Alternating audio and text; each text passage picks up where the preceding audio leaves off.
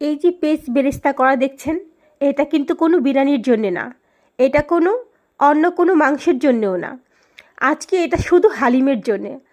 আর ইদানিং শুধু পুরান ঢাকাতে হালিমের ছড়াছড়ি।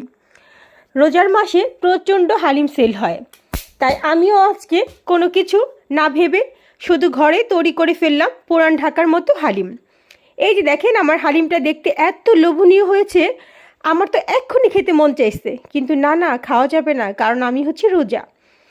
এই তো একটু পরে আজান দিবে, আমি আমার ছেলের জন্য হালিমটা রেডি করতেছি, কারণ ছেলে ইফতারিতে হালিম খাবে। প্রথমে ছেলেকে বড় একটা পায়া দিলাম, ছেলে খাবে। আর আমি সব কিছু রেডি করে আমাদের জন্য নিয়ে যাচ্ছি ঘরে। আপনাদের কার কার আমার মতো হালিম পছন্দ আমাকে একটু কমেন্টসে জানাবেন, কারণ আমার বাসায় সবার প্রচণ্ড হালিম পছন্দ।